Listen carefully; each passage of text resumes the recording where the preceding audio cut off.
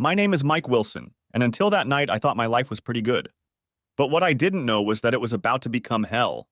Overnight, everything I loved was taken from me, or threatened to be taken from me. Yet I survived.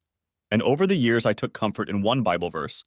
Running is not for the swift, nor battle for the strong, nor food for the wise, nor riches for the brilliant, nor favor for the learned, but time and chance happen to all. I married Jenny Smith 3 months after graduating from college, and we had been married for a little over 7 years when Jenny completely betrayed me.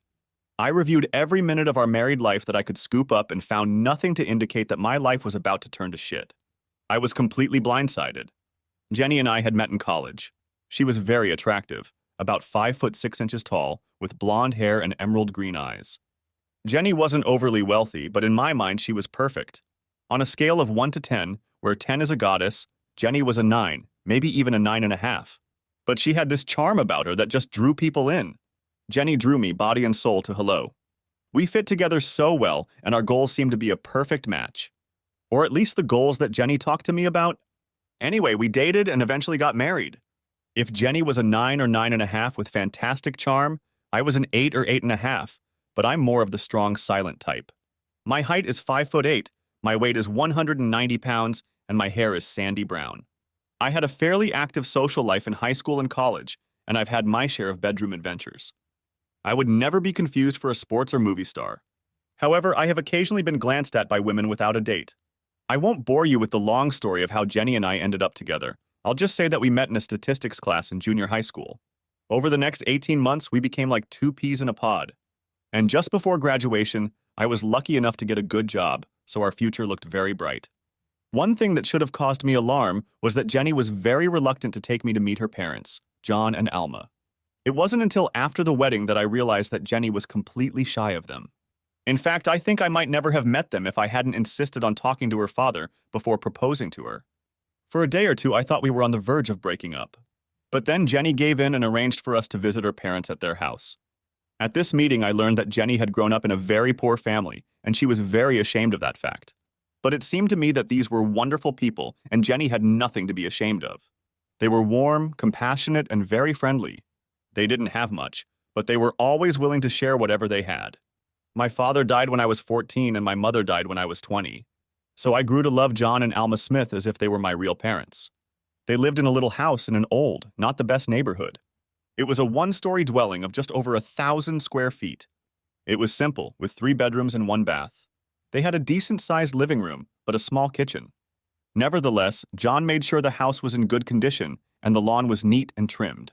Alma, in turn, kept the inside clean. Over the years, it made me sad to see Jenny neglected by her parents. But whenever I brought it up, it caused an argument. So I avoided any mention of John and Alma, but always kept an eye on them. I called them at least once a week, and sometimes I was able to get Jenny to talk to them. But beyond wanting to keep in touch, I listened to see if they needed anything. For example, one day I found out that John's lawnmower had broken down, and he didn't have the money to fix it. So I bought a used lawnmower and told John that I had a new one, and if he knew anyone who could use my old one. I think he knew what I was doing, but accepted the mower gratefully. Like I said, I had a good job that paid well, so I was willing to help if needed. I started out as a staff accountant for a fairly large manufacturing firm with plants in 5 states and 2 foreign countries. I worked in the firm's headquarters, where the accounting department consisted of only 18 people, including me. Despite the small size of the department, we handled all accounting and tax operations for all of the firm's businesses. Even though I was an entry-level accountant, I was paid a high 5-figure salary. But 3 years after I joined the firm, 2 things helped me advance my career. First, John Stanton, our department manager, retired. Second, I passed the CPA exam. At first, they tried to hire a new manager from the outside to replace John. But after the second option failed, I was offered the job. I was promoted to head of the accounting department, and my salary was raised to 6 figures. That made Jenny happy, because now we could afford a bigger house and buy more expensive cars. Shortly after the wedding, Jenny became pregnant and we had twins, a girl and a boy. At first, Jenny was not happy when she found out she was pregnant. She complained bitterly that it was too soon. She wanted to travel and enjoy life first. As for me, I was ecstatic. Fortunately, once the twins, Glenda and Mark, were born, Jenny became a wonderful mother. For the first 5.5 years, she was a stay-at-home mom. But once the kids started kindergarten, Jenny insisted on getting a job. With a degree in English, The only decent paying job she could find was as an administrative assistant at a law firm. When I found out where Jenny would be working, I worried that she might be led astray. I had read many stories of married women having affairs with one or more attorneys while working in law firms. However, this never happened. The attorney she worked for was Clem Flint, one of the original partners, and he was a 55-year-old man with a potbelly. He also had a wife whom he adored and 5 children. Mr. Flint was a devoted Christian, like his partners, and tolerated no fooling around. Our marriage seemed very strong. However, in the 6th year of our marriage, I noticed that Jenny was not in good spirits. I confronted her one day after she lashed out at Glenda for forgetting to put a plate in the sink. "What's going on with you, Jenny?" I said quietly. "You didn't need to snap at her. It was just a plate, for God's sake." Jenny started to cry. "It wasn't a dish. I'm just so depressed because I feel like my life is passing me by and I don't have a chance to live. I feel like I'm just somebody's wife or mommy. There are so many places I want to visit but will probably never see. There are so many nice things we can never afford. My life is shit." I was shocked at the way Jenny described our life together. I thought she was having a midlife crisis or something and suggested we see a counselor. The suggestion was met with hostility. "I'm not crazy, I just want to live a better life." With those words, Jenny left. For weeks on end, the kids and I walked light. But it wasn't all bad. Jenny would lose her temper, and for a few weeks we would become a loving family. But then the disgruntled Jenny would reappear. I was convinced it was just a rough patch and eventually Jenny would snap out of it for good. And if she didn't, I married her, for better or worse. I loved Jenny with all my heart, and I was sure she loved me. Besides, we had 2 wonderful children, and I knew Jenny loved them. They were great kids, and I spent as much time with them as I could, especially with Jenny's mood swings. I felt sorry for the kids because they didn't understand why Mom was sad and angry at times. So I tried to shield them from it and always told them that no matter how Mom acted, she still loved them to bits. On weekends, I often planned trips around town with Mark and Glenda. Sometimes Jenny would join us, but most often not. The kids loved having their happy mom on trips with us, but were relieved when we left their unhappy mom at home. Things were tense in our house until the 4th of July picnic that my company threw every year. It was a fun time for all the employees, and surprisingly, Jenny even looked forward to it.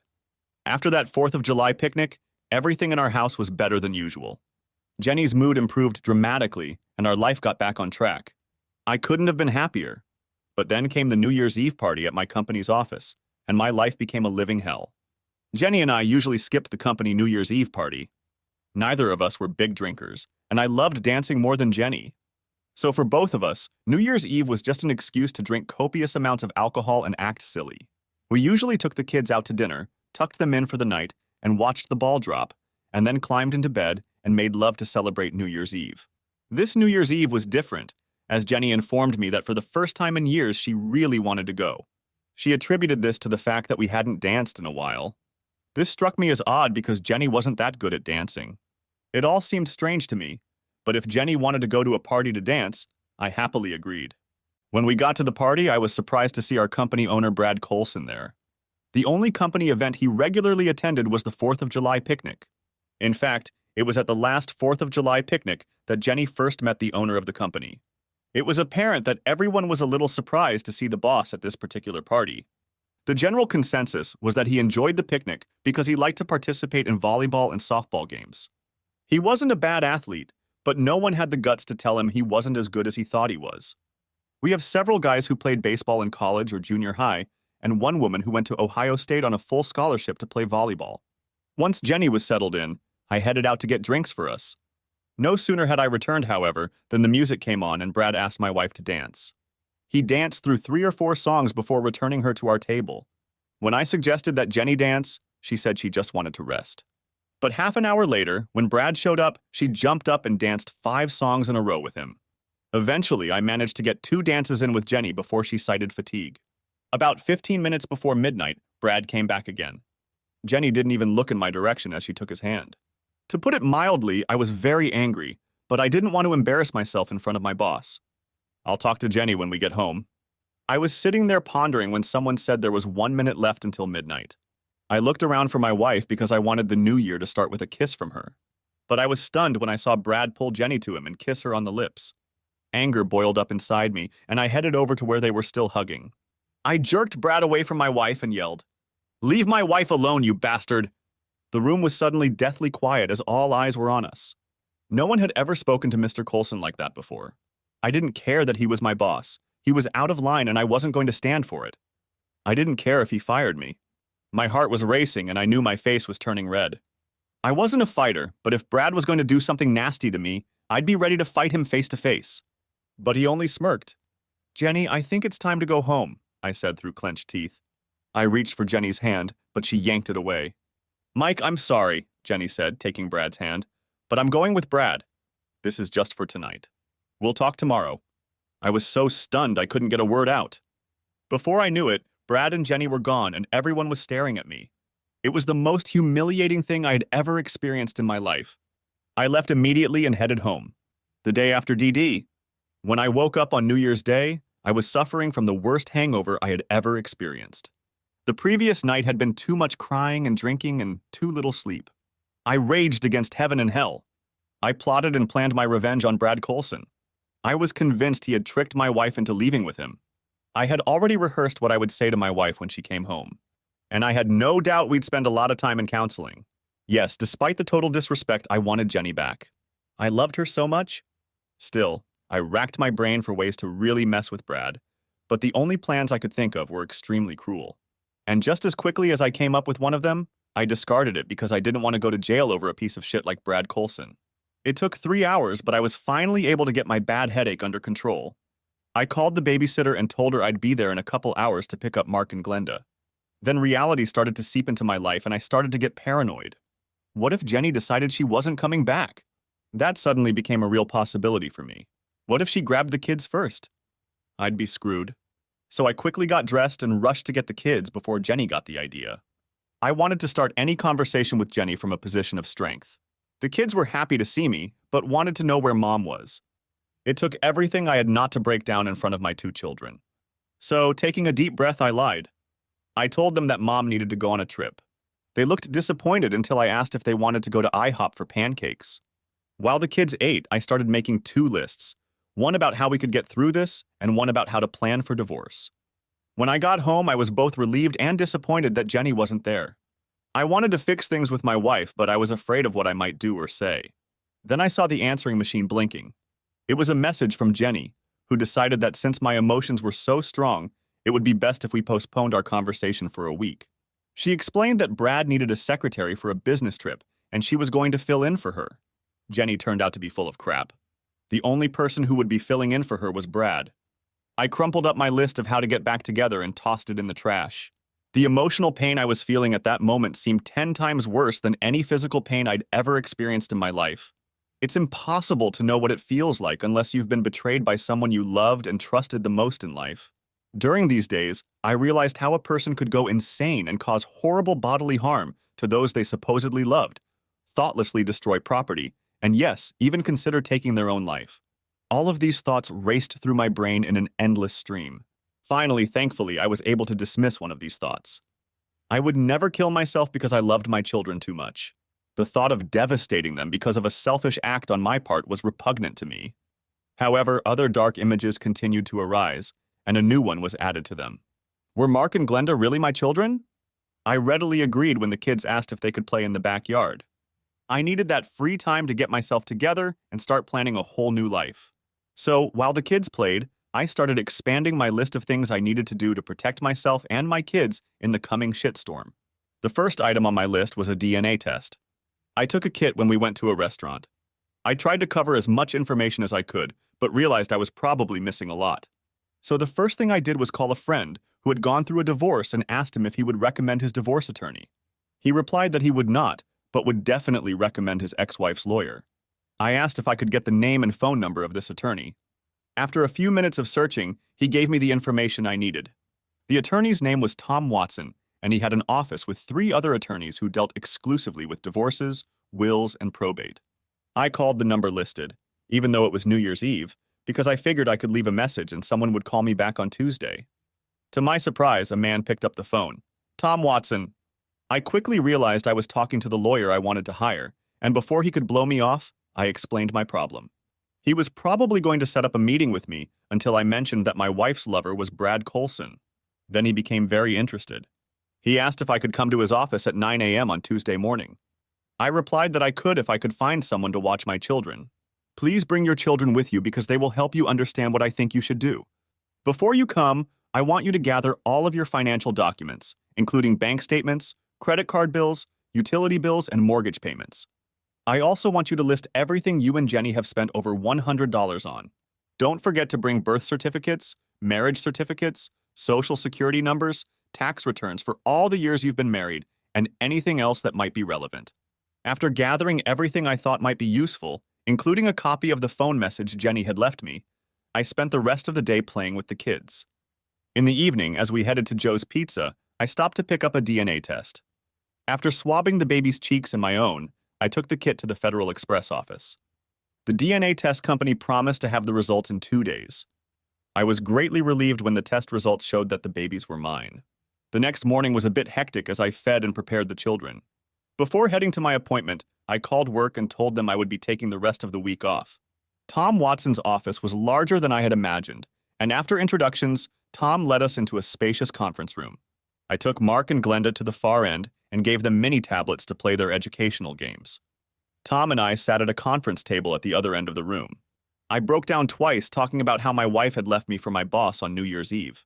I still couldn't believe that she had tossed me away like some one-day trash. Tom turned out to be very understanding and compassionate. He told me that things would get better, but I was in too dark a state to believe it. When I finished telling him about my problems, Tom pulled out a picture and held it out to me across the table. I want to let you know something before you agree to hire me. This is a picture of my cousin Abby Colson. She was once married to Joe Colson, Brad Colson's brother. Joe cheated on my cousin and then left her for someone else. I represented Abby in her divorce, but I got ripped off since Brad paid for his brother's team of lawyers. They swamped me with paperwork and I was too naive to realize what they were doing. I had just passed the bar exam and still thought everyone was playing fair. Abby ended up on the losing end. It took me 5 years, but I finally got the judgment partially reversed. Since that day, I have been working on becoming a better family law attorney. Even though I didn't get Abby what she deserved, my partial victory pissed him off. So while I welcome a rematch with Mr. Colson, I want you to know that Brad will sick his lawyers on you, especially since I represent you. But I promise I'll give you everything I have. That's enough for me, I said firmly. Let's get started. I suddenly felt good that someone was on my side and that I could finally fight back. For the next 3 hours, we went over all the papers I had brought, discussed what I could expect, and finally I was asked what I really wanted out of all this. Of course, I would prefer none of this to happen. But that's impossible, so I want the house, half of the property, an untouched pension, no alimony, and no child support. Perhaps you should temper your expectations, Tom said solemnly. But I'll fight to get all that for you. Do you want full custody? I shook my head, then clarified. If Jenny doesn't want kids, then I definitely want them. But I know she loves them and would probably fight for full custody. It seems to me that joint custody would be fair. Well, to be honest, I'm out of here, Tom said glumly. You need to prepare yourself for the fact that she's likely to get primary custody.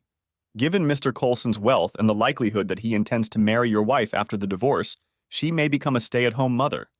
Unless you plan to remarry and can prove that your wife is a stay-at-home mom, I think the best you can hope for is liberal visitation rights. But knowing what a jerk Colson is, they'll probably fight for that too. That really sucks, I said with venom. I didn't do anything wrong, but I'll be the one who ends up on the losing end. As for your kids, that's probably a fair assessment. However, the upside is that if your wife marries Brad, you won't have to pay child support. But the downside is that you will still have to pay alimony. I'll gladly pay child support just to see the kids. At the final meeting, Tom was talking to Mark and Glenda, and I wasn't in the room. I don't know what exactly they talked about, but Tom looked pleased when he came out with the kids. You must be some kind of father, Tom said as he took me aside, because your kids love you so much. Unfortunately, they seem to love their mother too. But not as much as they love you. I left Tom Watson's office feeling better financially, but very worried about how much time I would be allowed to spend with my children. Tom told me that he would draft a divorce and a petition for temporary custody of the children for me. We planned to serve it on my wife shortly after she returned from her business trip. 8 days after DD Day, Jenny called in the morning and asked if we could talk. I replied that yes, and arranged for the kids to be somewhere else. Everything seemed to be going just as Tom had predicted. I was no longer under any illusions about Jenny wanting to reconcile. Although it was tearing me apart, it was impossible to put the genie back in the bottle. Our marriage was over, and Jenny took up a trade. I wasn't surprised when she rang the bell. Tom had told me to expect something like that. Nevertheless, I made her wait and rang the bell 2 more times. When I finally opened the door, it cost me a lot of labor to contain my emotions. I didn't say a word, just turned around and went into the kitchen to get a beer. When I sat down at the table, Jenny asked where the kids were, and I almost snapped. Instead, I calmly said, "So now you're worried about them?" "I guess I deserved it," she quickly tried to reassure me. "But I truly believe that our meeting would have been very ugly and dangerous after I left you on New Year's Eve. I apologize for that. We didn't originally plan for me to leave you that night. I was going to tell you on New Year's Eve, but Brad didn't want to wait any longer. Besides, the trip came up because Brad was having problems at one of the plants. He convinced me it would be better to let you cool off. And Brad was absolutely right. I wasn't sure at first, but after that trip, I realized he was my soulmate. Isn't it amazing that your soulmate turned out to be super rich?" Sarcasm came through in my voice. "I assume you're here to talk about our divorce. So let's get to it so you can stop wasting my time. I have something much more important to do than talk to you. I need to take a shit." Anger flashed in Jenny's eyes. "You don't have to be rude and insulting. I don't care what you think." Jenny was furious. She wasn't used to people talking to her the way I was. "I don't have to sit here and take insults." "Then leave," I said, getting up and heading for the backyard. I didn't really want Jenny to leave. However, given my state of mind, that would have been the best thing to do. But apparently my attitude was making her nervous, and she lost her fervor. "No, I think we need to get this conversation over with." Then she rummaged through her purse, pulled out an envelope, and held it out across the table. I opened it and started reading. Tom was right again. The terms Jenny offered were quite generous until I got to the last paragraph. At that point, I almost threw myself across the table to rip Jenny's throat out. I threw the papers in her face. "You can tell Brad Colson to take this proposal and shove it up his ass. I will never consent to him adopting my children, and to offer me $100,000 to consent is just despicable. Mike, Brad and I can offer the kids a much better life than you can." "Screw you, Jenny! And to hell with your shithead hubby!" "Mike, it'll be better for the kids," she began, ignoring my insults. "I'll stay home and they'll have the opportunity to attend better schools. They'll live in a better house and be able to travel. Those are things you can't provide. But if it helps, Brad is willing to pay you $250,000 to allow the adoption. Jenny, not only are you a total slut, but you're also an idiot. What part of screw yourself and screw your soulmate don't you understand?" "I'm sure Brad will increase his offer to $500,000, Jenny said quickly. "That's probably more money than you'll ever have in your life. We were barely making ends meet on your salary. And don't forget that Brad is your employer, and your job could disappear in an instant. Even if he offered $100 million, I wouldn't take it." I was on the verge of doing something stupid, and I had to calm down. I wanted to throw Jenny out the front door, but that would ruin Tom's well-thought-out plan. I glanced at the clock and then turned back to Jenny. "I've had time to reflect on our marriage, and I've realized it's not pretty. You may think you have a golden kitty, but you don't. We had a pretty good marriage for a while, but for the last year you've been a shitty wife, a shitty mom, and a shitty person in general. We weren't just making ends meet, but you were always spending more than you needed to because you have to have the best of everything. I don't need Brad's crumbs. And if Brad plans to fire me, I'll have to go to the EEOC. Right now, the court has given me custody of the children because of your abandonment of them." "I didn't give up my children," she said angrily. Then the front doorbell rang. "It's for you," I said with a smile as I headed for the door. As I opened the door, I saw a sheriff's deputy standing there. I stepped aside and let him see Jenny, who was standing just behind and to the side of me. He nodded and asked, "Are you Jenny Wilson?" After she showed him her driver's license, he handed me an envelope and told me she had received a summons. I grinned as she read the divorce petition and then ran away in tears. God, that felt so good. "She just left and was served with the statement," I told Tom on my cell phone. "I hope you behaved yourself?" asked Tom. "It was difficult, but I behaved myself. However, Jenny left here in tears after she was served," I admitted. "I don't know what that had to do with. You were hardly wrong about what they'd offer. They did, however, throw in one kicker that almost made me lose my senses. It looks like Brad Colson wants to adopt my kids." "He can't do that, can he?" "Now that's something I didn't expect," Tom admitted. "As for whether they can take away your parental rights, that would be extremely difficult unless they can prove that you're a completely unfit parent. So you'll have to be extremely careful about how you behave around your wife and Brad. Also, try to stay close to other people who can be your witnesses if need be. I don't think that bastard Brad can fabricate a story and have his witnesses swear to it." I know you're a good father, but don't forget that they may try to twist even the most innocent events to make you look worse. Now that I know their plan of action, we'll be prepared. Tom, does it ever get easier? I asked, as the pain of Jenny leaving me came over me again. Yes, it gets, Tom answered immediately. And if you're honest with yourself, you'll admit that you're not as devastated today as you were the night your wife left you. However, there will be good days and bad days for a long time to come. And I want to warn you that as we move forward, we will probably lose a few skirmishes with Brad and Jenny. But each time we lose, we will regroup and find new ways to fight back. As they used to say in the 60s, keep the faith, baby. In the week I took off work, I made all the financial preparations Tom had advised me to make. I opened new accounts for myself and transferred half of all the money into them.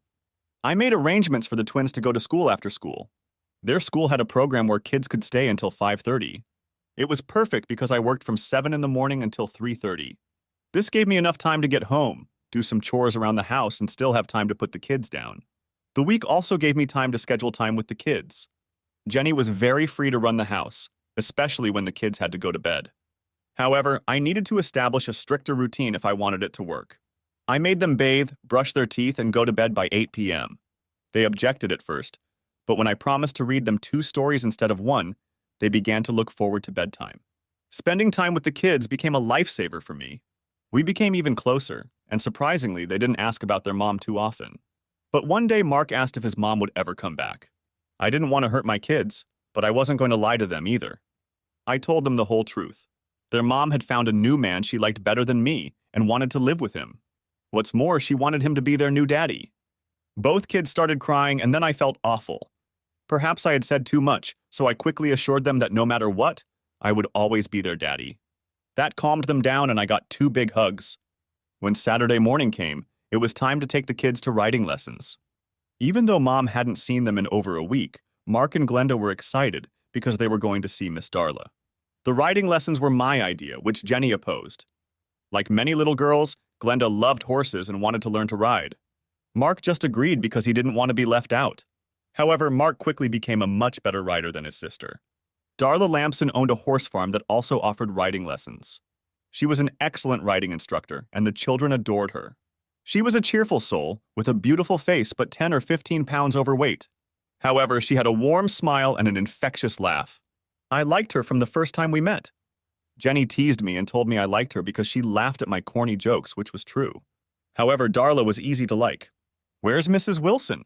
asked Darla as I stood at the corral fence. "Mrs. Wilson and I are getting a divorce," I answered honestly. "I'm sorry," Darla said quickly. "I didn't mean to intrude."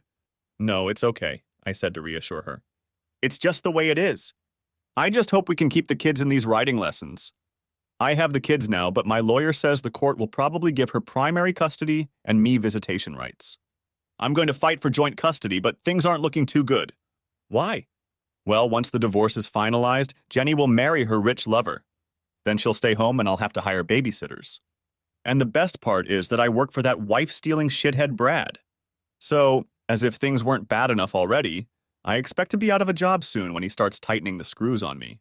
"That's not Brad Colson, is it?" said Darla, narrowing her eyes. "Yeah, do you know him?"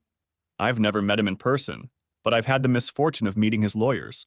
His lot adjoins the ranch, and he wanted 2 acres of my land, but didn't want to pay for it. All he wanted was to create a buffer between his property and mine. The only thing he did was plant dozens of trees and bushes. Hell, if he'd asked me to, I would have done it. But Mr. Colson doesn't believe in asking. He believes in just taking what he wants. Anyway, his lawyers filed one motion after another, and I couldn't afford to fight him. Besides, the land was mostly swampy, and I wasn't using it. After 5 months of litigation, I thought I was wasting my money fighting over land I wasn't using. I finally agreed that if he would pay my attorney's bill, I would relinquish the rights to the 2 acres in his favor. As a result, my property taxes went down a bit. Nevertheless, the whole experience left a sour taste in my mouth for Brad Colson. I hope I'll be around when he gets his retribution. Yeah, I agree with you. Brad is a real piece of shit. But my soon-to-be ex-wife chose him to associate her star with. And I'd like to be there too when not only Brad but my wife gets hers, I said, hoping Brad would leave her sooner rather than later. "What will you do if Mr. Colson fires you?" asked Darla. "I've already started a new career. I'm a tax preparer, but I'm working as an accountant for Mr. Colson. I've always done taxes and bookkeeping on the side to get extra money. I recently expanded my scope and have brought in 3 small businesses that want me to do their bookkeeping and taxes for them. It's still not enough to survive, but I'm saving all the money I can get from my full-time job and side business to help myself when I get laid off.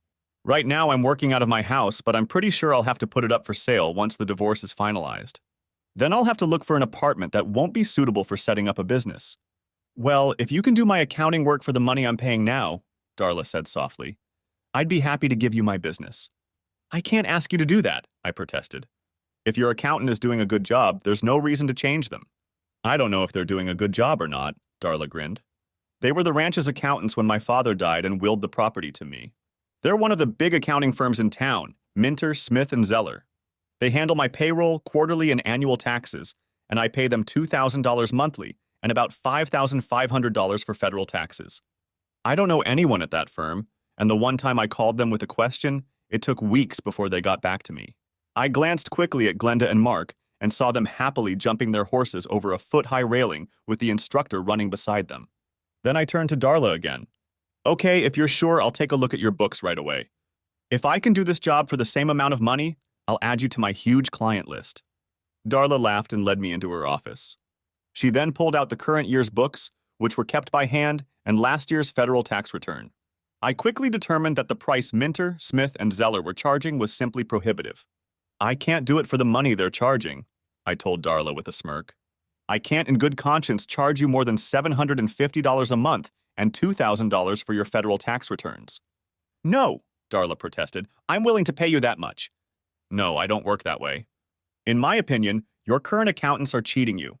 You are probably too small an accountant for them and they don't care if you leave. I will only take you on as a client if I can offer you a fair price. Wow, I didn't expect that, Darla said gratefully. That's going to help me a lot. Since I got the ranch 3 years ago, I've had a very difficult time. Saving $1,250 a month will help a lot. Thank you. Oh, and it goes without saying that Glenda and Mark's lessons will be free from now on. I can't ask you to do that, I protested in vain. You didn't ask for it, Darla smiled. I'm telling you. Getting Darla's rancher as a client was a big help, but the divorce was just starting to heat up. It was going to be a long and ugly road. Besides, despite Tom's words about things getting better, it wasn't happening. It seemed like every week there was a picture of Brad and Jenny in the society section of the newspaper. It was so unfair. Jenny's life seemed perfect and mine was in the toilet. Added to that was the frustration that there was no way I could figure out how to get back at them. I was lonely and miserable. 2 weeks to 8 weeks after DD Day. My day started out great when I got the call that Harvey's Hardware wanted me to do their accounting. But after that, the day turned into a total shitstorm.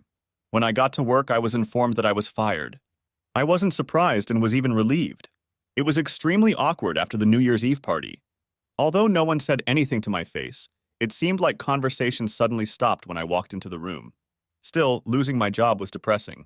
Brad was still pulling all the strings.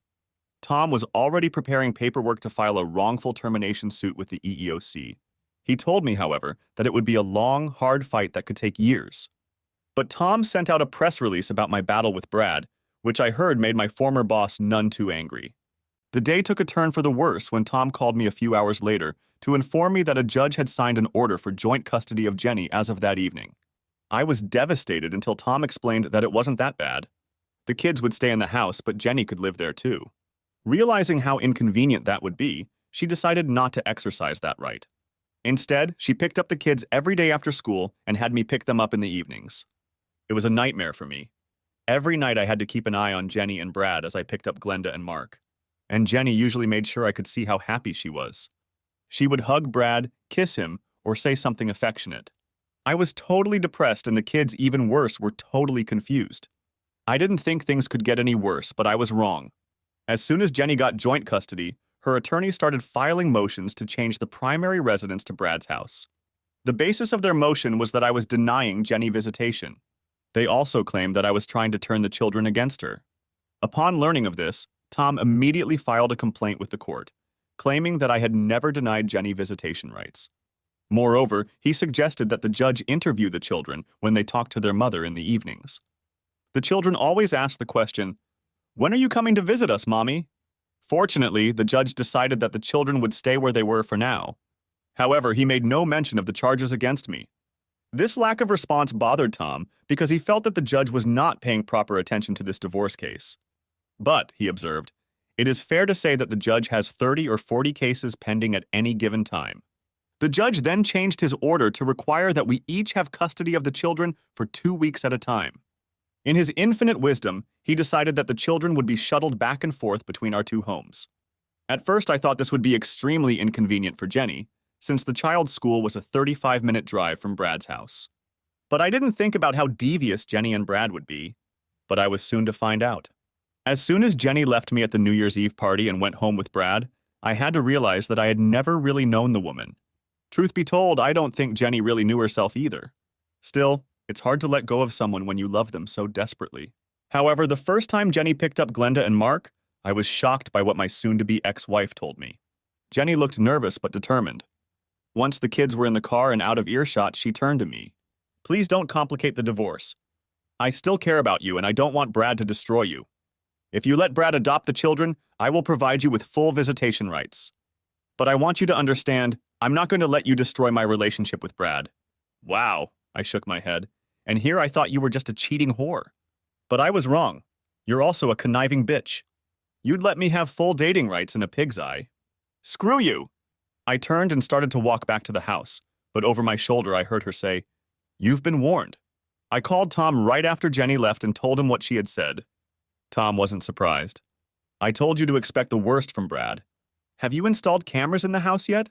The outside cameras will be installed tomorrow. But right now I have one in my bedroom, one in the kids' bedroom, and one in the hallway leading to the bathroom. They put another one each in the family room and the kitchen. Tomorrow they'll put cameras in the front and backyard. That's all we can do right now. Tom looked pleased. But keep in mind that Brad's lawyers will probably start making accusations of mistreating you. The cameras should disprove all the accusations. The days Mark and Glenda spent with Jenny were difficult. Brad had a very active social life. He and Jenny were often featured in the society section of the newspaper, or I caught a glimpse of them on TV. They often had their children with them if it was a daytime event. In all the photos I saw, Jenny was radiant, and the kids seemed excited and happy wherever they were. Each of these photos crushed my soul even more. I couldn't compete with Brad's money. I felt like he was stealing my kids little by little. On Monday of the 8th week, after Jenny's desertion, everything went downhill. Around 9 o'clock in the morning, I received a call from the children's school informing me that Mark and Glenda were absent. I immediately called Jenny. Are the kids sick? I asked with great concern. No, why would you think that? Jenny replied smugly. The school called and said they were absent. Oh, that, Jenny said dismissively. I transferred them to Chesterton Primary School. It's a much better school and it's only 5 minutes from my house. You can't do that, I growled. I can and I did, she snarled and hung up. My frantic call to Tom did nothing to calm me down. He explained that we would fight to transfer to another school, but that a judge would likely allow it since the new school had a much higher rating. Courts, I have learned, do what they think is best for the children, even if it sends the worst message to the children. In this case, the message was that their mother could do whatever she wanted and their father was powerless to do anything about it. As I sank deeper and deeper into depression, Tom warned me that the worst was yet to come. He warned me to be extra vigilant because, in his opinion, this was just the first salvo from Brad and Jenny. He was absolutely right, and I thanked God that Tom had insisted that I install surveillance cameras and transmit the images to the security company in cloud. On Tuesday, Tom filed a complaint about the changes at the school. A hearing wasn't scheduled until 3 weeks later. But on Wednesday of that week, Jenny's lawyers filed a complaint accusing me of mistreating our daughter. I was furious, and it took all of Tom's calming influence to hold me together. However, 2 things happened, but I thought only one of them would end well for me. An emergency hearing was scheduled, but I was forbidden to see my children until the investigation was done. I wasn't even allowed supervised visitation with them as there was talk of legal action. Tom immediately got a court order to find out the details of the prosecution. He wanted Jenny to state more specifics. Fortunately for me, the judge did not believe their arguments. He had encountered this kind of subterfuge many times in the past. Let me be clear, Mr. Silas. The judge looked intently at Jenny's attorney. I take these allegations very seriously. If they turn out to be true, I will see to it that Mr. Wilson is prosecuted to the fullest extent of the law. However, if I find out that your client is trying to play a trick on me, it won't do Mrs. Wilson any good. I expect you to give Mr. Watson a detailed account of when, where, and what happened. Am I correct, Mr. Silas? Jenny's lawyer turned slightly pale and nodded. I also noticed that the smile that Jenny had on her face was suddenly gone. The next day, Mr. Silas emailed the charges, but there were no specifics. I was furious that they were still playing games and trying to ruin my life. But Tom assured me that we had enough evidence to completely disprove their allegations. The emergency hearing began. Okay, Mr. Silas, you made this accusation, so what evidence do you have? The children told their mother, the attorney replied. And given the seriousness of the situation, we took immediate action to protect them. Mr. Watson, the judge turned to Tom, what does your client have to say about this? Your Honor, both my client and I maintain that the accusation is a complete lie, and when we prove it, we will ask the court to impose sanctions on Mrs. Watson. If Your Honor will allow, I would like to play a series of videos provided by Able Security. At my suggestion, Mr. Wilson installed cameras inside and outside his home because he was afraid that this particular outrageous accusation would be made. Mr. Silas immediately rose to his feet. Your Honor, this is highly irregular and questionable at best. How do we know these videotapes aren't doctored? The judge sighed in annoyance. Obviously, Mr. Silas, you are not familiar with the security system Mr. Wilson has installed in his home. The video recorded in Mr. Wilson's house goes directly into the Able security system. From there, it is stored on the security company's server for 1 year. If my memory serves me correctly, the video is also stored in the cloud. You can only get the video from the server or the cloud with the passwords of 2 employees of the company. It is a secure system and I trust it. When the videos were finished, the judge made sure that nothing happened at the time Jenny indicated. The judge was not pleased. After talking to the kids for about 20 minutes, the judge and my kids walked out. They were sent back to the hallway to wait with the babysitter Jenny had brought with her. After talking to the kids, I decided to leave it as a misunderstanding. But be warned, Mrs. Wilson. If it happens again, I won't look down on you. Your Honor, Mr. Silas rose to his feet. While we're here, perhaps you'll rule on the change of school? Yes, that would be appropriate, the judge said slowly.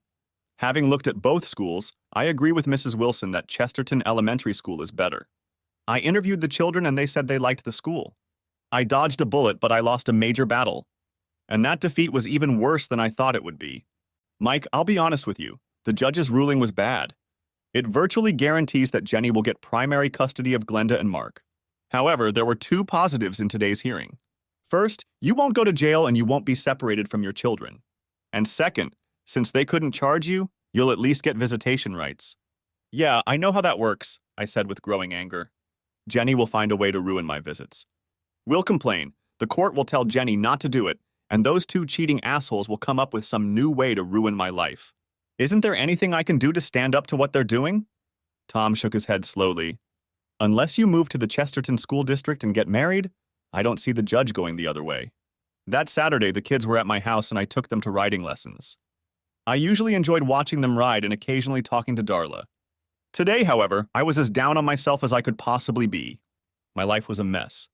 Not only had my wife left me and I'd lost my job, but as far as I could tell, her life was perfect, and mine had turned to shit. And she was going to take my kids away from me. It was so unfair. She cheats and I get punished. Hey, Mike, Darla said, taking a seat next to me on the bench. You look really depressed. It can't be that bad, can it? I explained to Darla that when the divorce from Jenny was final, the kids probably wouldn't be coming to class anymore.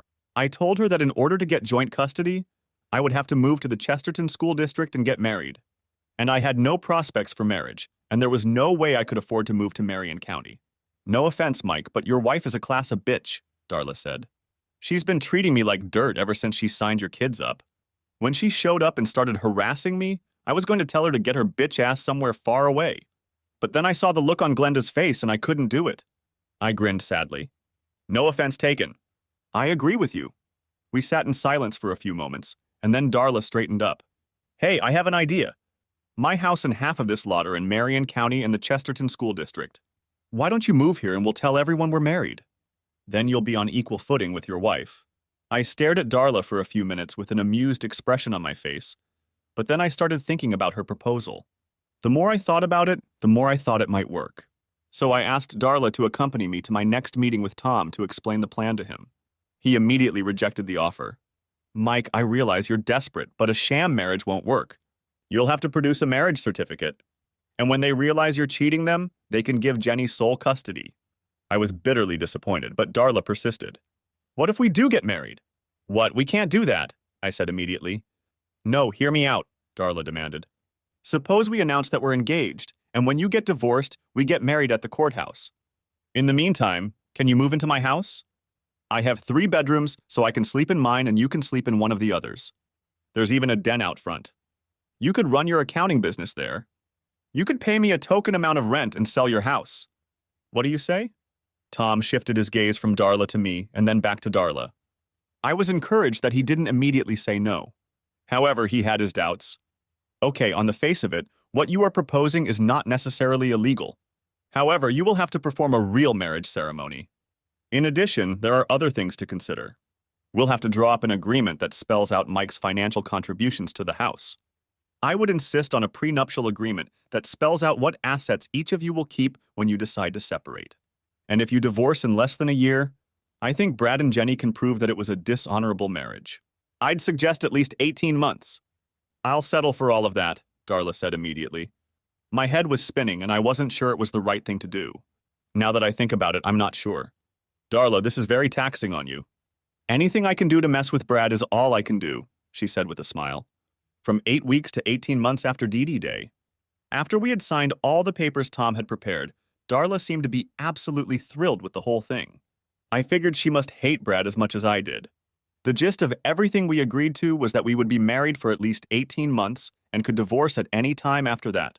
The division of property was clearly agreed upon, and we each kept what we had before the marriage and everything we earned during the 18 months. I paid rent to live in Darla's house, but the prenuptial agreement listed that as my share of the household expenses. The next day, Darla and I went to the county courthouse and applied for a marriage license. We each had blood tests taken and then waited for the final custody hearing. Tom filed for joint custody and Jenny's attorney filed for sole custody.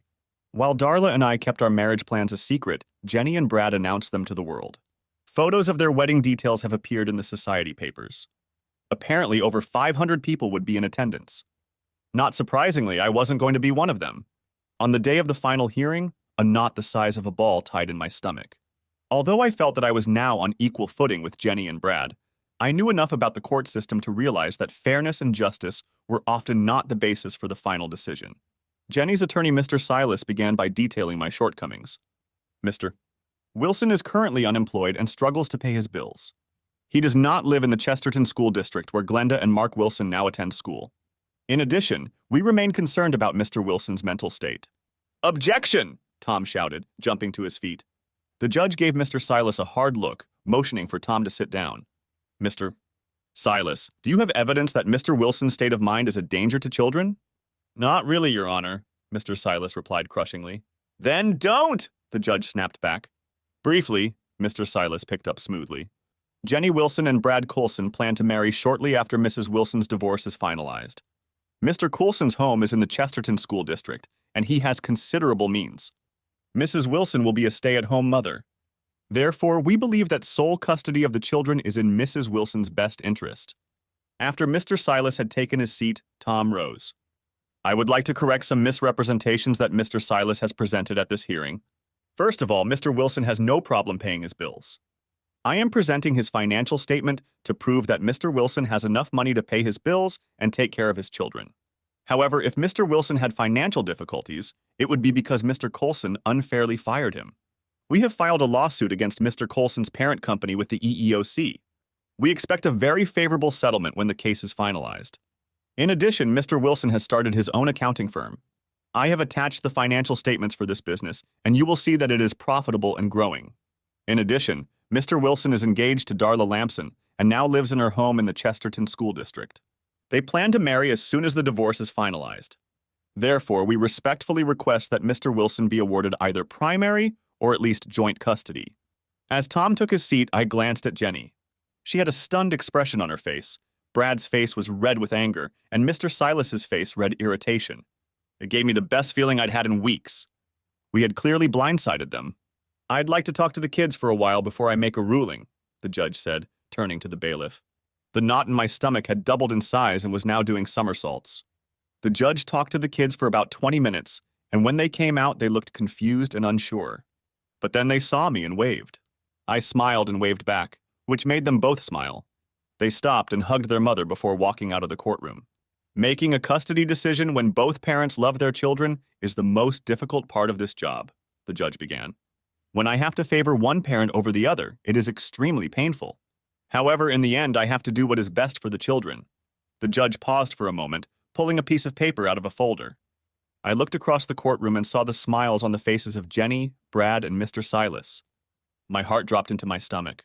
She was going to win again. As I said, I have to act in the best interest of the children, the judge began again.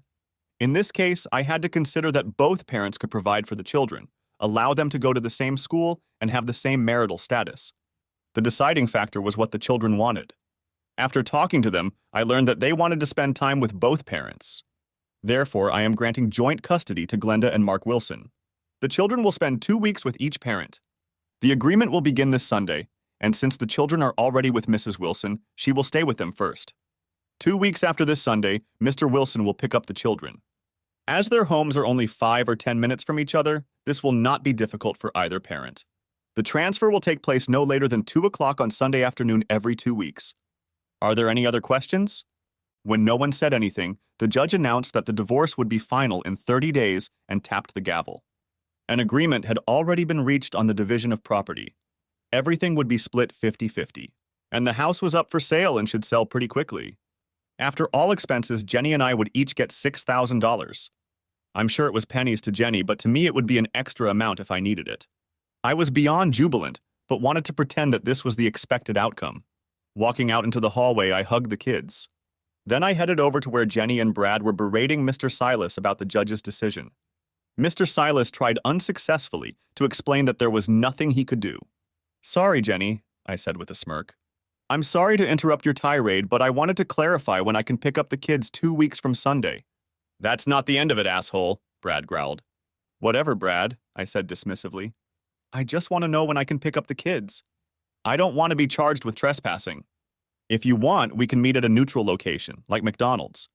"The judge said 2 o'clock in the afternoon, asshole, and that's the way it's going to be until our lawyers overturn the ruling," Jenny snarled. "You're really getting to the bottom of the barrel.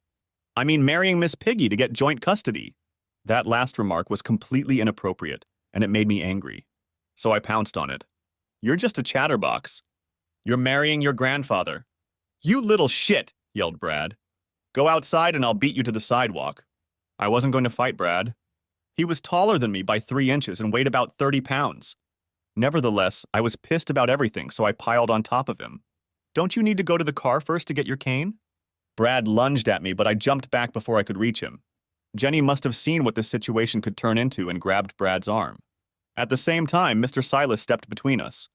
"Mr. Colson, please," he pleaded. "If you attack Mr. Wilson, the court can grant him sole custody of the children." "Please, Brad," Jenny pleaded. Suddenly, I realized that my 2 children were clinging to my leg and yelling to Brad, "Don't hurt our daddy!"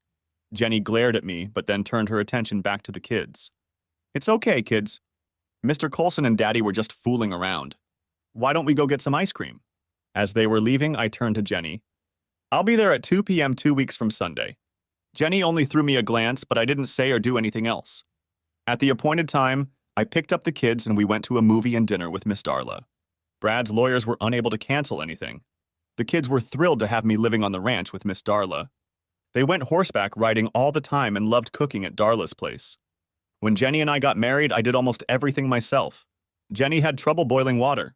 30 days after the judge's ruling, Darla and I were married at the courthouse, with the children present. Darla's best friend stepped in for her and Tom stepped in for me. After the ceremony, I kissed Darla on the lips. Her face reflected pure joy. A week after Darla and I were married, Jenny and Brad's wedding was all over the society papers. Jenny looked as happy as she could possibly be. However, the happiness on my children's faces struck me to the core. It wasn't fair. But as the weeks went by, it seemed to me that Tom's prediction that the pain would eventually subside would never come true. Even though some days the pain wasn't as sharp, my nights were filled with loneliness and agony. For the first 6 months, I kept trying to think of a way to get revenge.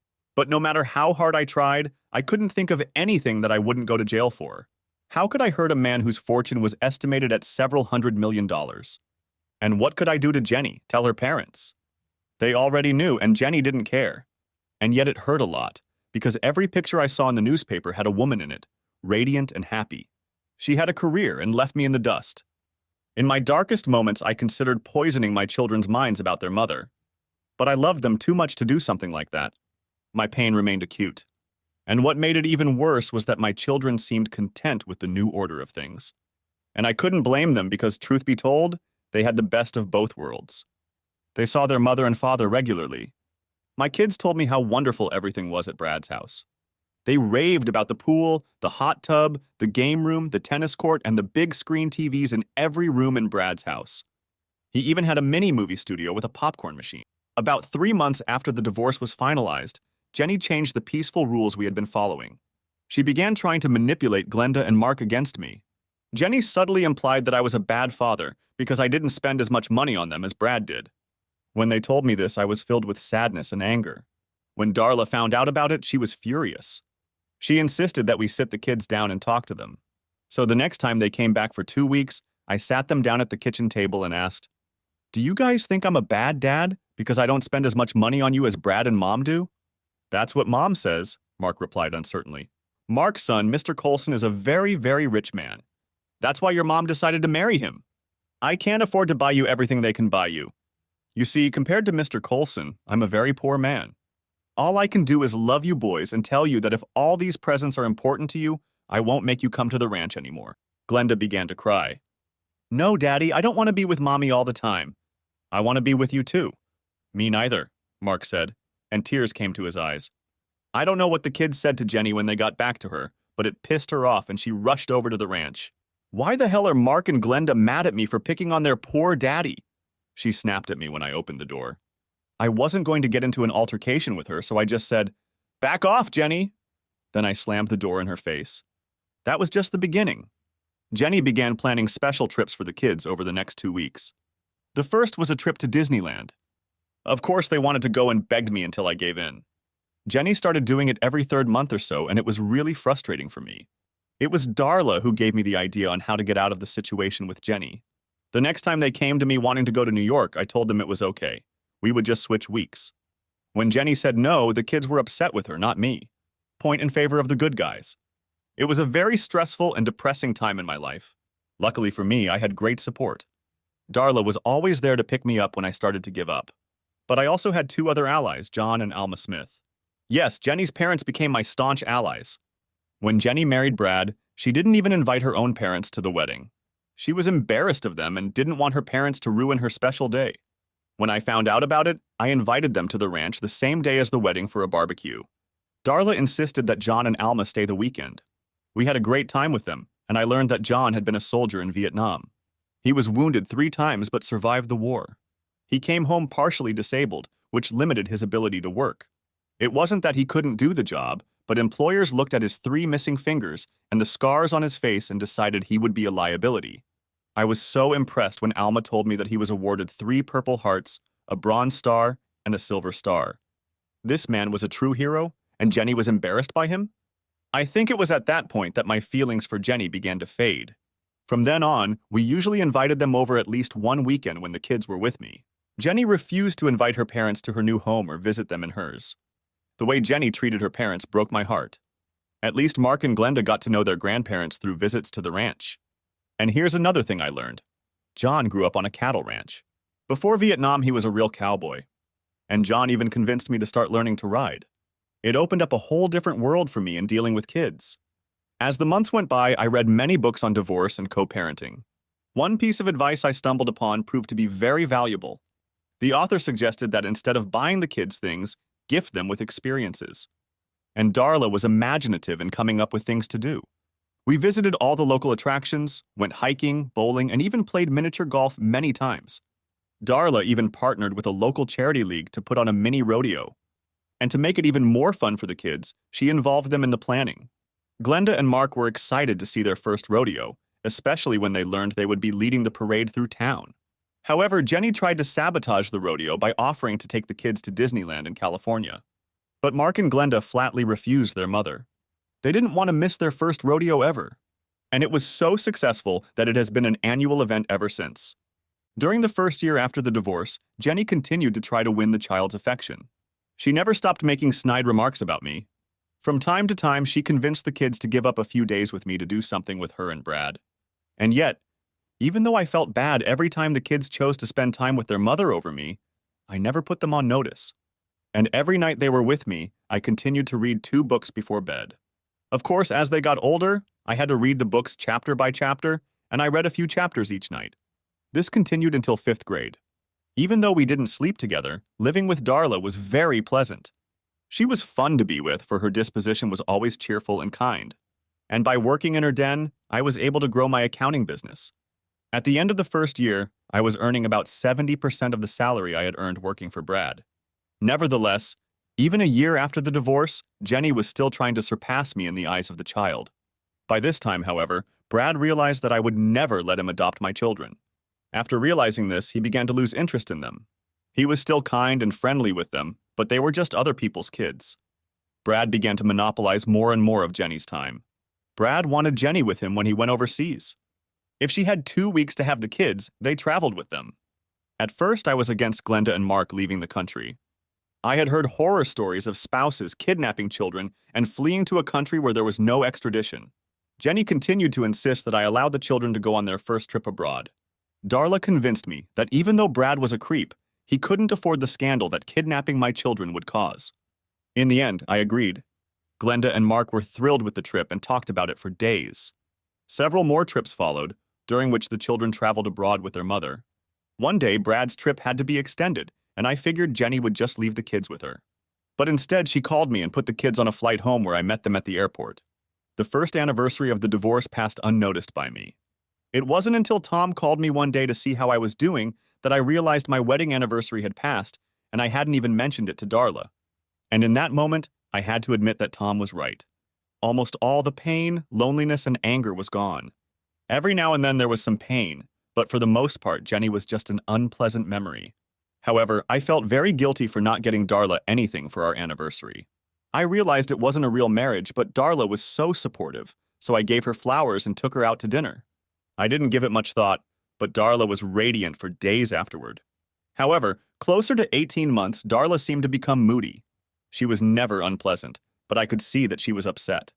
I decided I had already exhausted my resource and began looking for a new place to live. Even though custody wasn't much of a problem these days, I wasn't going to take any chances. I searched for a long time until I found a townhouse to rent. It had 3 bedrooms and 2 baths. It also had a 1-car garage. But most importantly, it was located in the Chesterton School District. I really didn't want to move. I loved living on the ranch, and running my business from my room was perfect. Plus, I really enjoyed Darla's company. Until the last few weeks, she was always happy and cheerful. On my advice, Darla expanded the ranch. She purchased 200 more acres of mostly rocky hills. The trails on these hills were especially enjoyed by those who didn't want to just ride in the corral. It was a great place for groups to get away for a weekend of riding, sleeping, and outdoor cooking.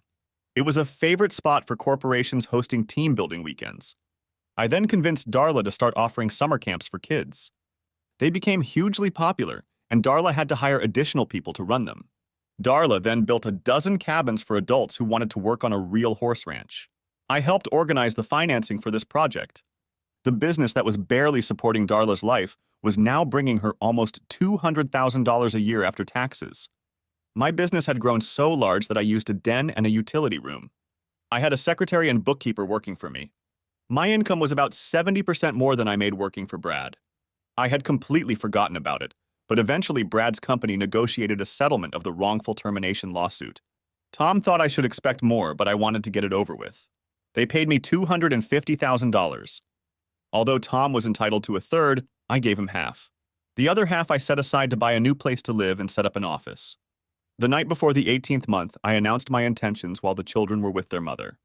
Darla, I want to thank you from the bottom of my heart, I began, as sadness descended on me. You saved me when I thought I was going to lose Mark and Glenda. I know it was very hard, but it was a lifesaver for me.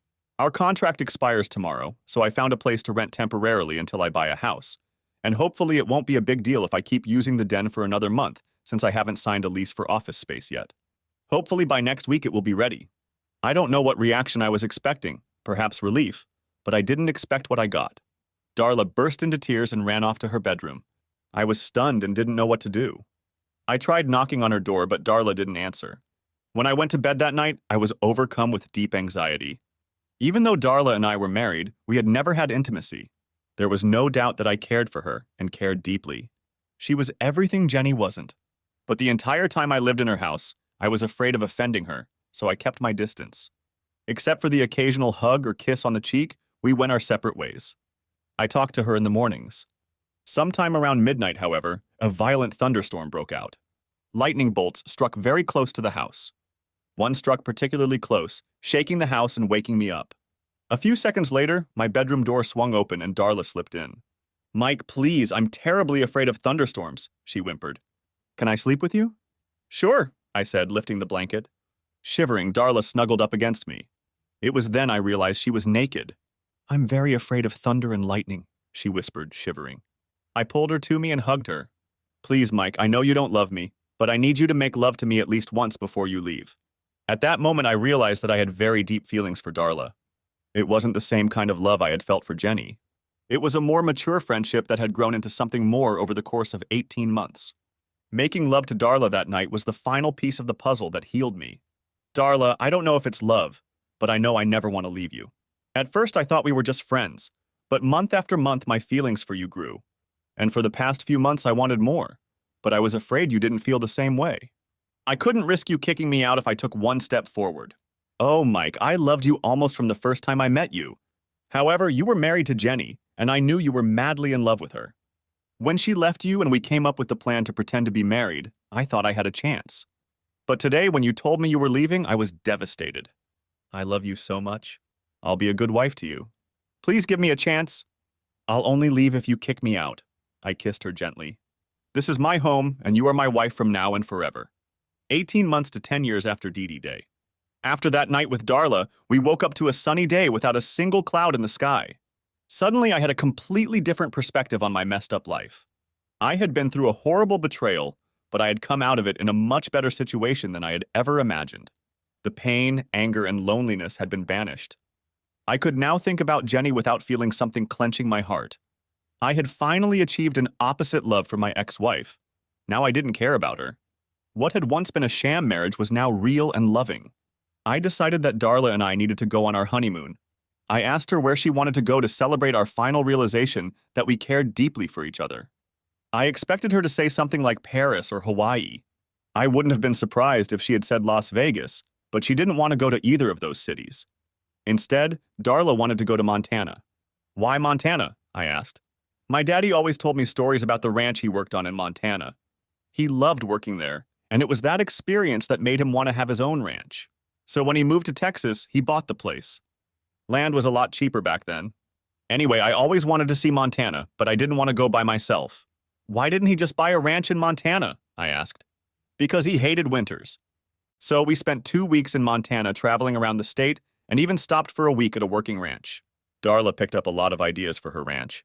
But the best part of the trip were the nights we cuddled and explored each other's bodies. The kids were happy to see us when we picked them up.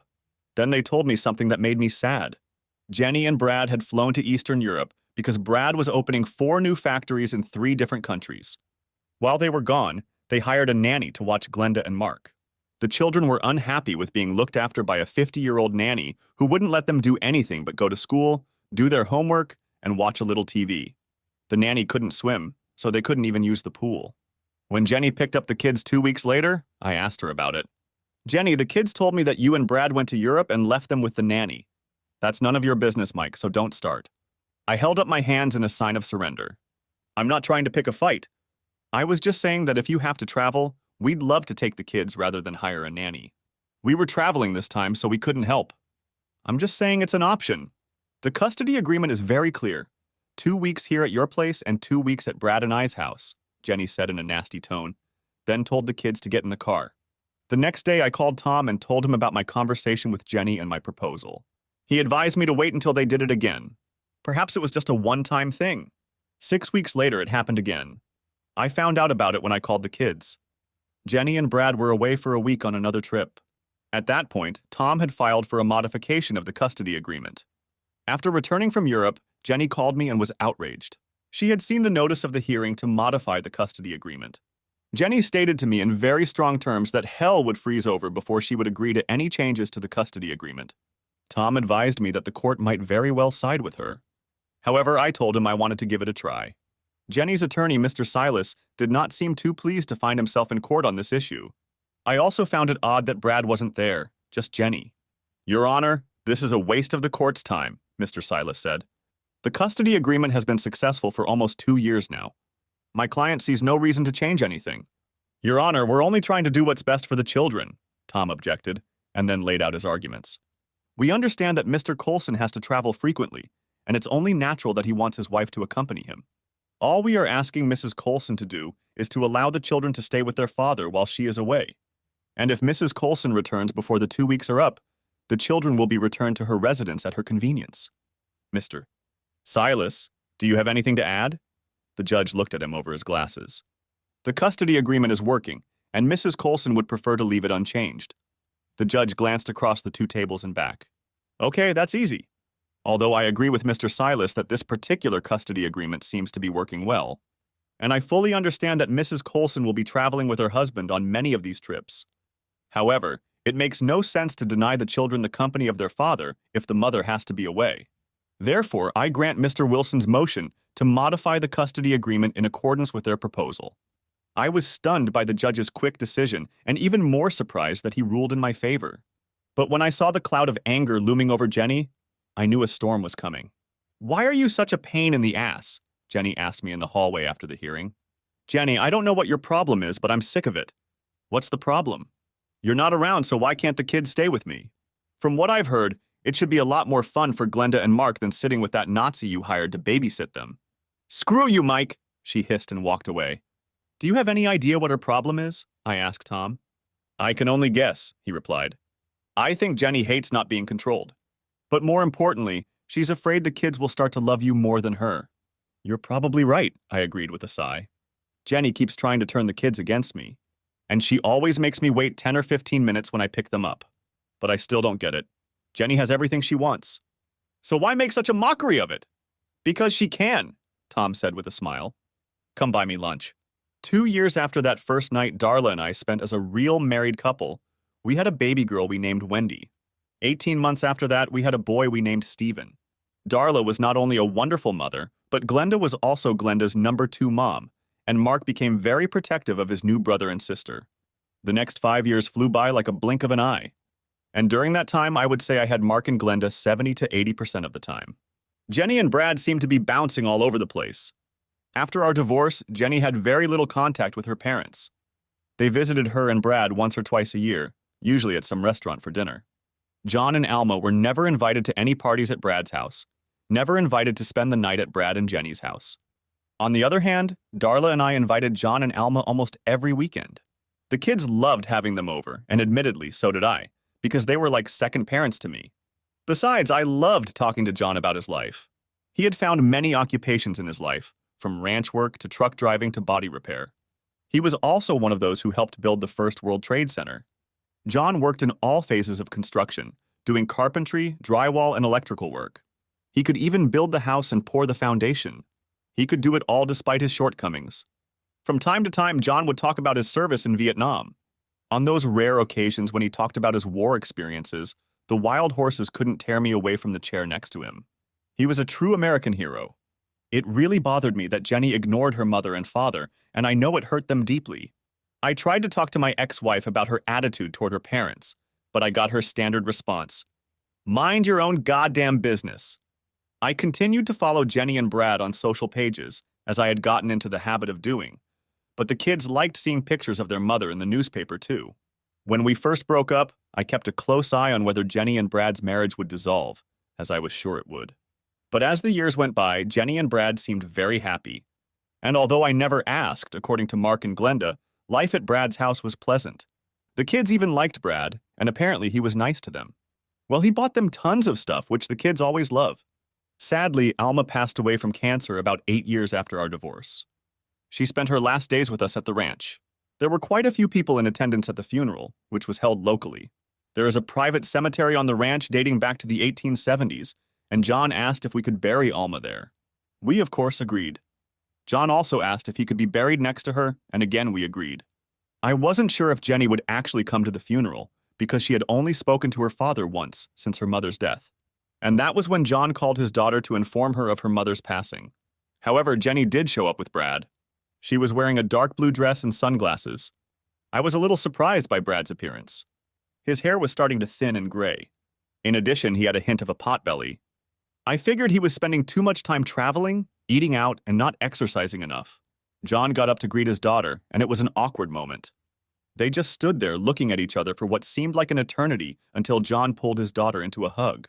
At first, Jenny just stood there, but then she slowly embraced her father. Brad walked over to John and shook his hand, offering his condolences.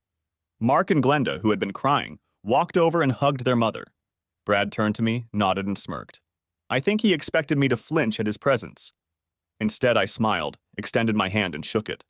When we tried to take a seat in the front pew, there wasn't enough room. So I suggested that Brad and I sit on the second pew.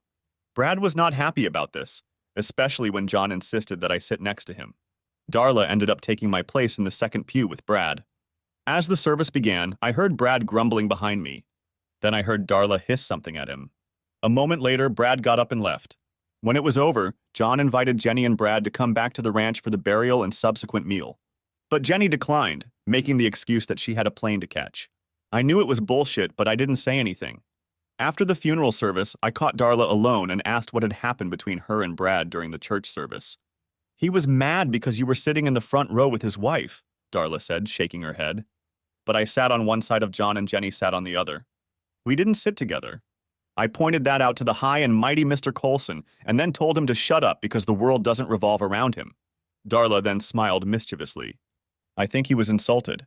We laughed about the incident, but we shouldn't have. Brad doesn't react well to people who don't show him proper deference. In other words, he's a vindictive prick who truly believes his shit doesn't stink. 2 weeks later, Brad began another land grab on Darla's ranch. This time, he claimed 10 acres of land adjacent to his allotment. His attorneys found out that those 10 acres had once been a separate parcel. And because of a clerical error, they were not included in the single ownership of the rest of the ranch. Therefore, taxes had never been assessed on those 10 acres. Brad had his accountants calculate what the taxes on those 10 acres should have been, and paid the county that amount. His attorneys then demanded a tax return. Darla was upset by this demand, even though the 10 acres were a mixture of swampy and rocky land. Darla asked me if she should just sign the deed, since the land wasn't worth that much. Absolutely not, I immediately replied. Brad is being a bully and trying to put you in your place for insulting him.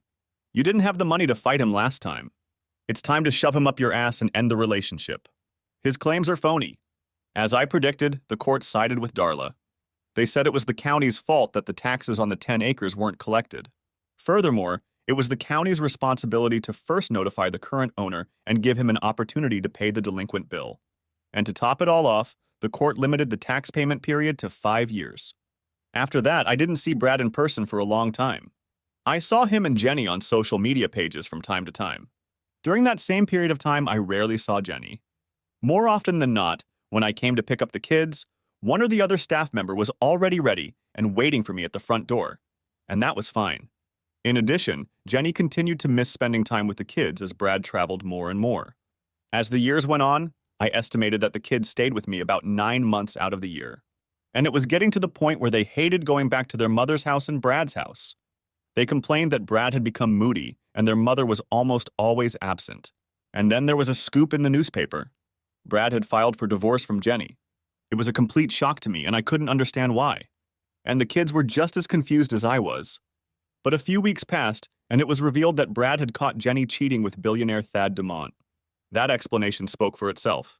Jenny was changing once again. Tad was not only richer than Brad, he was also considerably younger. Darla and I couldn't help but be amused by this turn of events.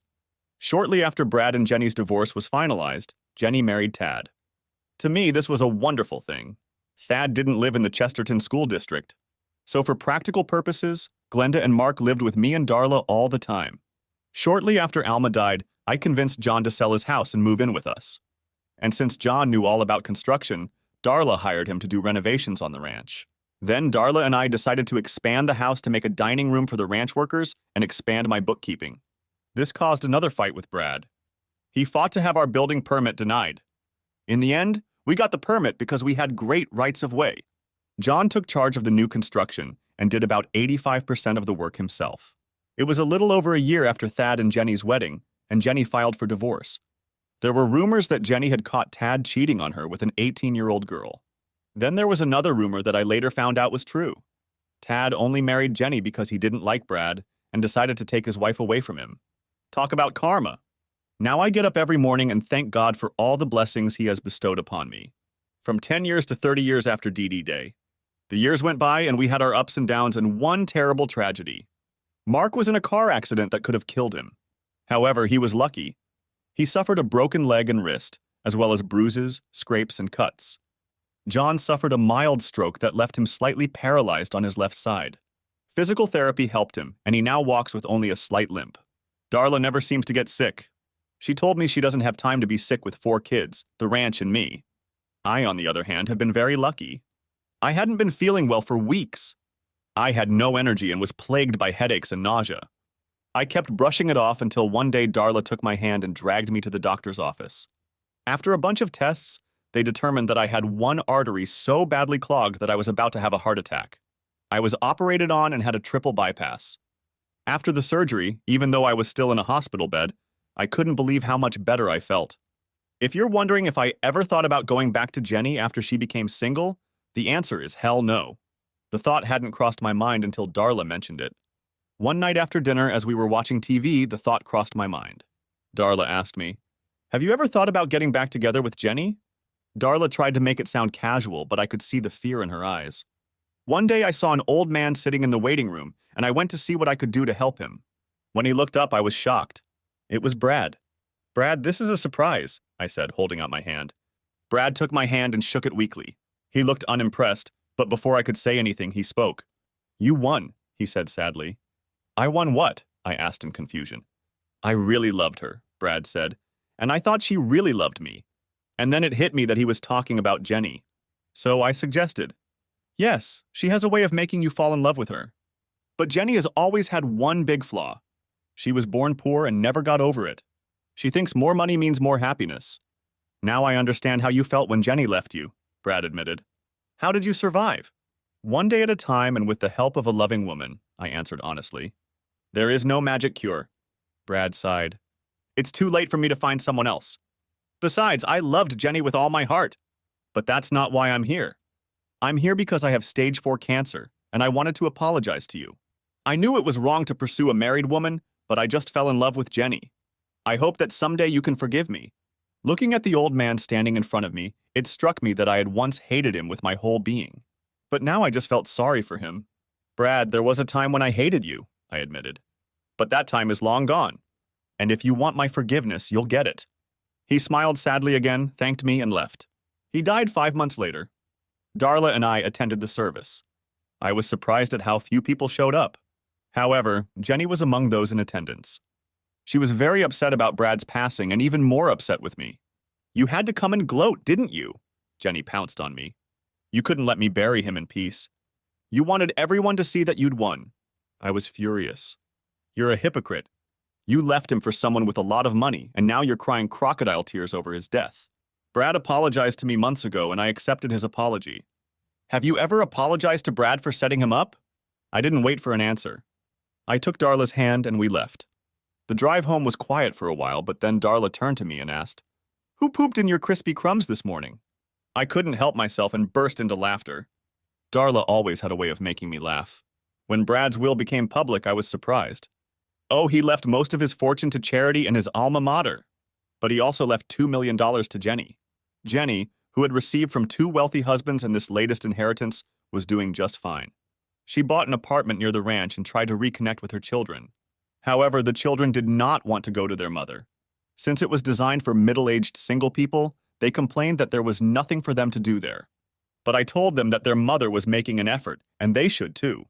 In the end, the distance proved to be too great. Eventually, Jenny gave up and found a new boyfriend. From then on, Jenny changed boyfriends like people change socks. The kids seemed happy that they didn't have to spend time at their mother's house. And if they were happy, I was happy. I was very proud of our kids. Mark graduated from Georgia Institute of Technology with a degree in engineering. He works and lives in Austin. He married a lovely girl from Ohio, Cindy Stubbins, whom he met at GT. She is also an engineer and they work at the same firm. They have two beautiful daughters, and Cindy works from home. Glenda attended Texas A&M University to become a veterinarian. After graduation, Glenda moved home and worked for local veterinarian Sam Turner for several years. She then separated and opened her own practice. About a year later, a young veterinarian named Todd Amberson bought out Sam's practice. I guess it was inevitable, but Glenda and Todd ended up merging the two practices and merged their lives when they married. They have two boys and a little girl, and I swear my grandchildren spend more time at the ranch than they do in their own home. Not only do Darla and I love having them around, but Jenny's dad probably spends more time with the kids than anyone else. They just adore him. My daughter Alma graduated from the University of Texas with a teaching degree. She now teaches third grade at Chesterton Elementary School. She married her college boyfriend Jerry, who teaches at Marion Middle School. He's a chemistry teacher. In 3 months, give or take a few days, they are expecting their first child. I couldn't be happier because I adore grandchildren. They are better than your own children. I'm kidding, but grandchildren have a lot to say. You can spoil them to your heart's content, and when they get cranky and fussy, you give them back. Mark married a beautiful girl he met while on vacation in England. No, she wasn't English. She was just another American on vacation. Her name is Sally. She's 5 feet tall, with long, dark black hair and violet eyes. I tease her by saying she's a mini Elizabeth Taylor. They have 3 children, 2 boys and a girl, and we just found out she's pregnant with a 4th.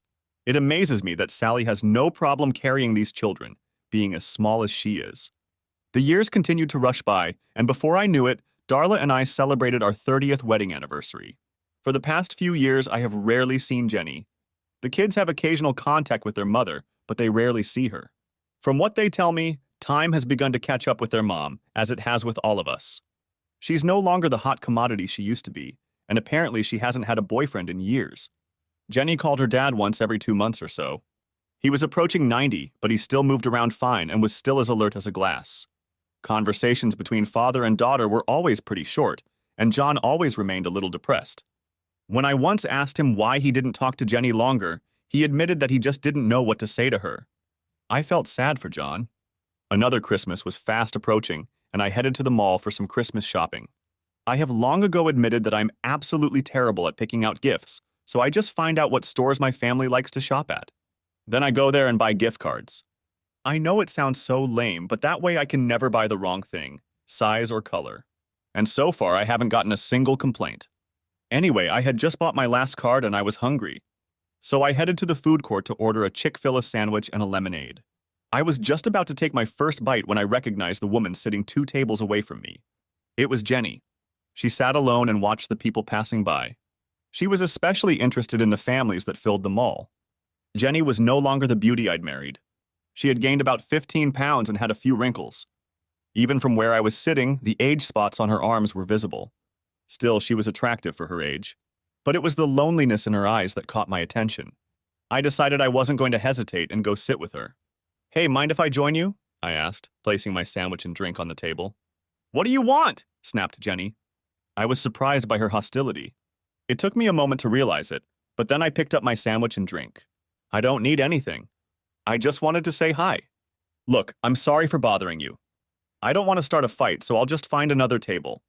A look of pain appeared on Jenny's face, and she flinched slightly. "No, I'm really sorry. The holidays seem to bring out the worst in me. Please have a seat. I want to have some company." "What brings you to the mall?" "Christmas shopping?" I asked, taking a bite out of my chicken sandwich. "Mike, I haven't done any Christmas shopping since Brad and I got divorced. Now I just send checks? And the kids really appreciate them, especially the ones for the grandkids. They put that money into college funds." "I know," Jenny replied as she watched a young couple wheel a baby stroller past. "They tell me about it in thank you notes." So back to the original question, what brought you to the mall? As I recall, you didn't really care about shopping in general. If you needed something, you went to the store, bought it, and went home. "I just wanted to be around people," Jenny replied absent-mindedly, watching a young couple who were trying to get their 3 children around the table. "Everyone in my house is separated for the vacations." "And what are you going to do for Christmas?" "You're not going to sit in your apartment alone, are you?" "Of course not," Jenny replied. "I have reservations at Chez Francesca, and then I plan to watch the new movie with Tom Hanks." "No, you're not going to do that," I said, finishing my sandwich. "You're coming to the ranch for Christmas. Your kids and grandkids will be there. And your dad's going to be there, too.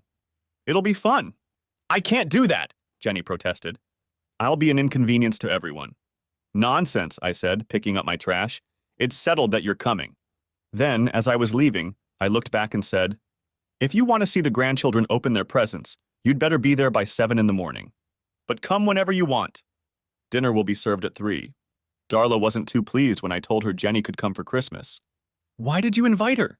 She asked with jealousy and uncertainty flashing in her eyes. I quickly pulled my wife into a hug and kissed her. Is it my wife who's jealous? Stop it, Mike. I'm serious. Darla's eyes were blazing now. She's going to make everyone feel awkward. That's what Jenny said when she tried to get out of it. But I couldn't let her spend the day alone in my apartment. What's up with Jenny? Asked John, entering the room. I invited Jenny to join us for Christmas, I said to the man I considered my second father. And she said she was coming? John's eyes lit up, and I could see that Darla had noticed it too. Not exactly, I explained. Jenny tried to excuse herself because she felt it would make everyone uncomfortable, but I didn't take no for an answer. Whether she comes or not is still up to her. The light of happiness in John's eyes faded, but it was quickly replaced by a look of hope. On Christmas Day, Jenny didn't come to watch the grandchildren open presents, nor did she show up for dinner at 3 o'clock. By then, I had already realized she wasn't coming, and apparently John thought the same. He looked downcast and sat quietly by himself. I felt sorry for him, and eventually sent my youngest granddaughter Christy, who was 4 years old, to him to play her game. As I knew he would, he was soon sitting on the floor playing Candyland. Around 5:30, I was surprised to hear the front doorbell ring. Opening the door, I was surprised to find Jenny. She was dressed as if she was going out to dinner. Hi, I said kindly. I was beginning to lose hope for you. I still think it might be a mistake, she said with uncertainty in her eyes. No, not at all, I assured her. You missed dinner, but we're going to serve dessert pretty soon.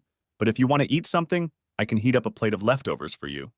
No, dessert sounds lovely, Jenny said as I walked her inside. Hey guys and gals, I addressed everyone in the family room. Look who I found. Jenny's here for dessert. The grandkids pounced on her with the whole pack. They were picking teams for some game, and they all wanted Jenny to be on their team. Mark and Glenda came over and hugged and kissed their mom and wished her a Merry Christmas. In fact, all the kids hugged her. However, to my surprise, Darla also hugged and kissed Jenny. The evening went very pleasantly. Jenny was very nervous at first and seemed to weigh everything she was told. But when she finally realized that she was the only one who was uncomfortable, she began to relax. It was touching to see Jenny and her father sitting together, talking and laughing. All in all, it was a very enjoyable Christmas. Although Jenny had calmed down since her arrival, it was obvious that she was still unsure about being in Darla and I's house.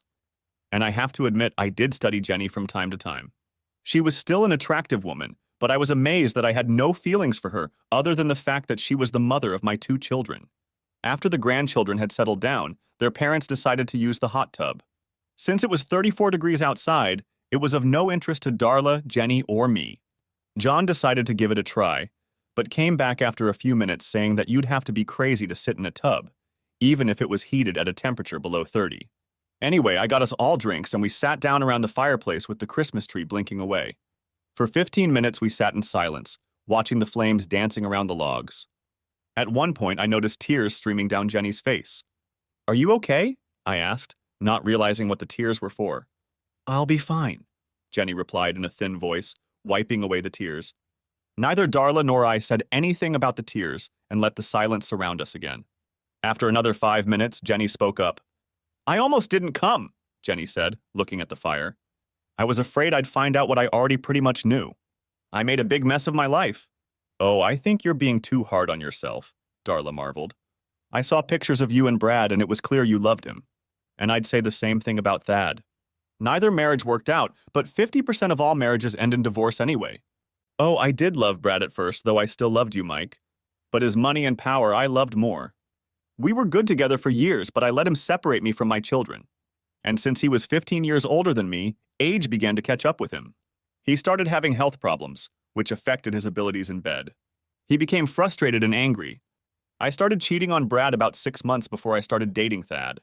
I saw the same pain and hatred in Brad's eyes that I saw in yours, Mike. Almost from the beginning of our marriage, I suspected Thad of cheating on me. And when I caught him, he just laughed at me. He told me he hated Brad because of some business deal, and he only married me to spite him. I was devastated and suddenly realized how you and Brad felt. After I was free of Thad, I decided to hell with marriage. I was just going to enjoy life. I had more than enough money to do whatever I wanted, so I had one loveless affair after another. That was about as much of an apology as Jenny was capable of. After a few moments of silence, Jenny drained her glass and stood up. I have to go. Darla, John, and I tried to convince Jenny to stay the night, but she refused. Then John and I walked her to the car. Her father hugged her tightly and told her he loved her. Jenny's tears flowed again. She wiped them away, and before she got in the car, she gave me a big hug and said, "Thank you." Then Jenny left. I don't know what the next few years have in store for us. I believe that Jenny is truly regretting many of the choices she has made in her life. Whether she decides to reunite with her family is her choice. The house is quiet now, with only the occasional pop or crackle from the fireplace. I couldn't help but think about how sad my ex-wife was, and yes, I felt sorry for her. As for me, I wanted to kick myself for all the time I had wasted trying to find a way to get back at Jenny and Brad. As I sat and watched the fire dance, I remembered the Bible verse again. Not for the swift run, not for the strong fight, not for the wise food, not for the brilliant riches, not for the learned favor, but time and chance happen to all. As it turned out, time proved to be a sure retribution. Thanks for watching, I hope you enjoyed it, so subscribe to my channel and watch the next video.